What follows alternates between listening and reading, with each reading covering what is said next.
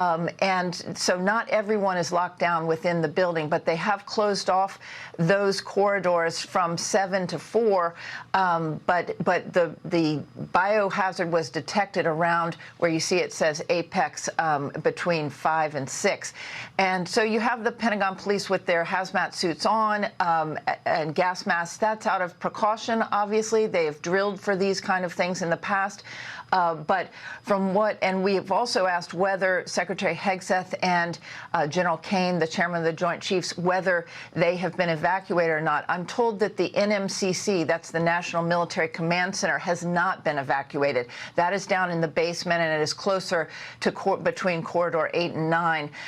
So that has not been affected. That is the ops center, if you will, within the Pentagon, the real nerve center where they can see anything happening anywhere in the world.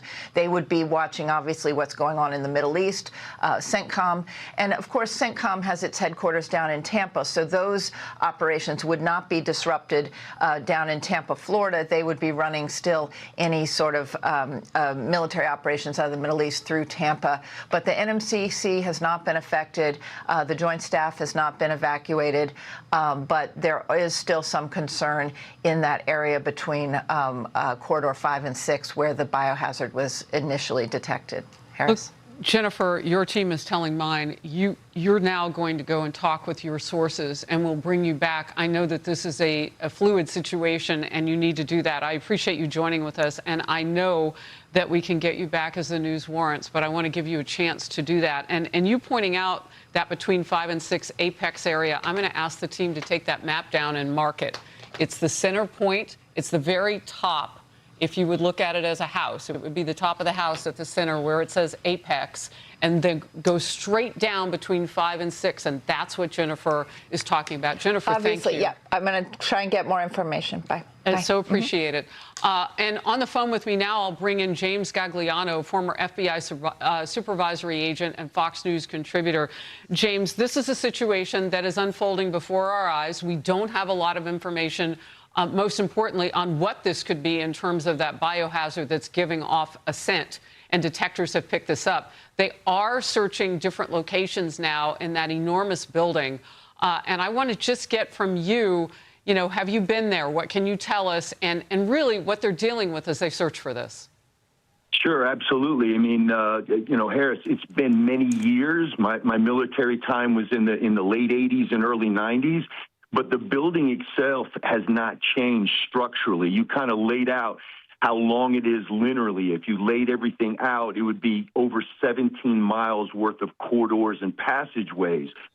Technically speaking, they've gotten much better about compartmentalizing things there, especially after the attacks of 9/11. Now, what we know now, and we have to responsibly look at this and try to read the tea leaves about what this could possibly be.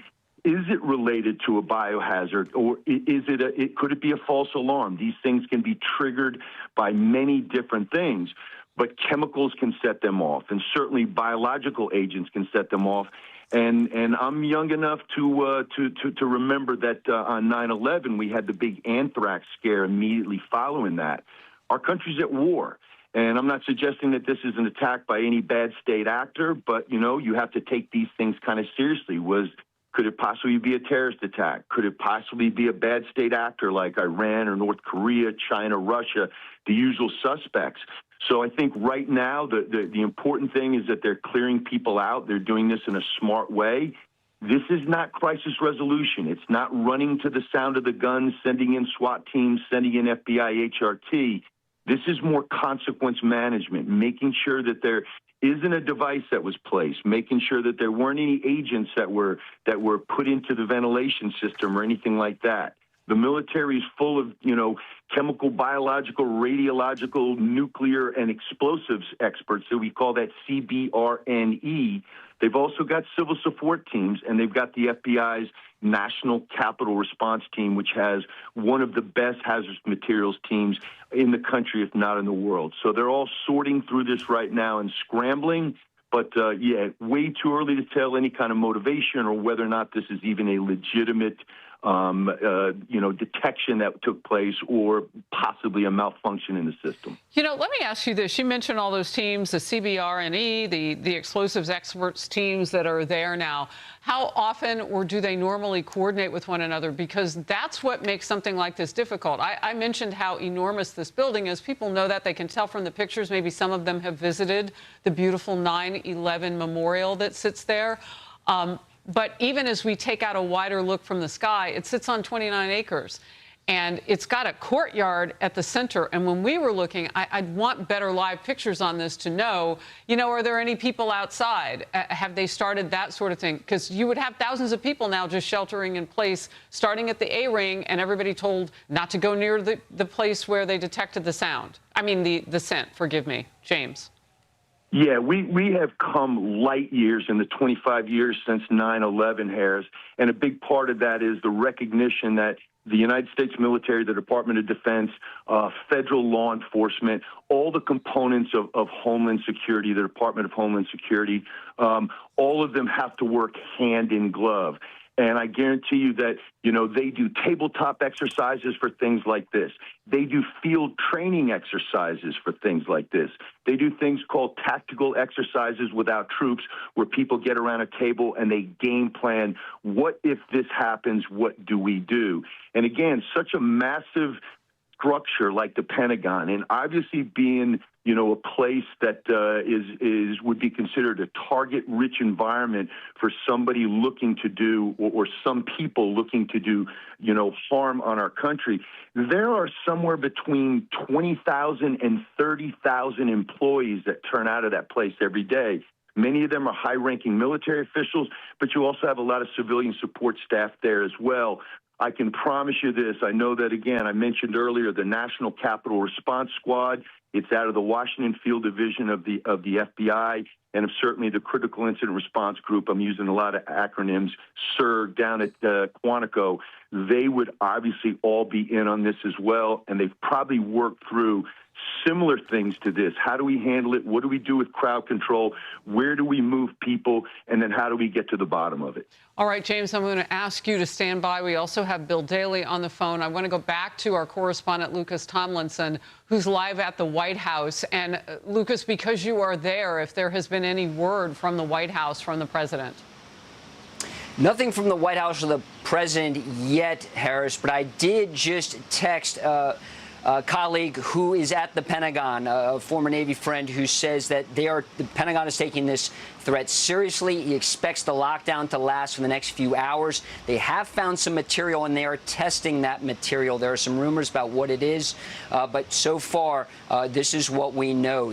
What many consider the largest office building in the world is on lockdown. We heard from Jennifer Griffin earlier that some of the essential spaces, like the NMCC, where it's a watch floor where the U.S. military watches events around the world, the chairman of the Joint Chiefs, his staff, the Joint Staff, the service secretaries, the civilian secretaries of all the services are still at the Pentagon, but this A-ring is where this suspicious substance has been found. Many people remember, your last caller, James, just mentioned it. People remember the anthrax scare around Washington. So this is the material that they're testing for now, I'm told. But right now, this is a sensor. The Arlington Fire Department is en route. Of course, at the Pentagon, it has its own police force, has its own fire department.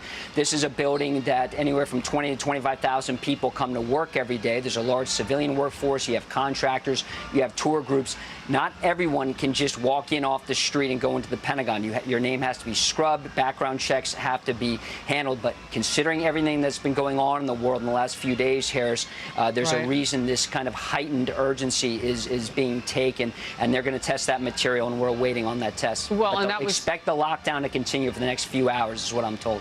Yeah, and that is just incredible. So you reached out to a friend who's inside the Pentagon right now, and your friend with the Navy. I mean, this isn't some random friend. He served the nation. Could be a Marine. No, yeah. Just kidding. Okay. Just kidding. And I know that you were. So they are looking at something that they found. But was he able to tell you any details on this? Is this liquid? Is it solid? Anything? But whatever it is, they are testing it now, you said, that he told you. Yes. Everything I've been told is that they're testing it now. The Pentagon is taking it seriously, is what I've been told. They're testing this material. There's a few rumors out there. I'm not going to speak any further because we need to get a second, third source on this. But I've just been told the Pentagon is taking it seriously. This lockdown is expected to go on for another few hours. And we did have the statement from the Pentagon spokesman, Sean Purnell, saying that hazardous material units are in place. Any material found is being scrubbed, and they are testing some materials. All right, Lucas Tomlinson at the White House right now. And, you know, as you're covering that, I can hear the background there where you are. I know that the First Lady was having an event also.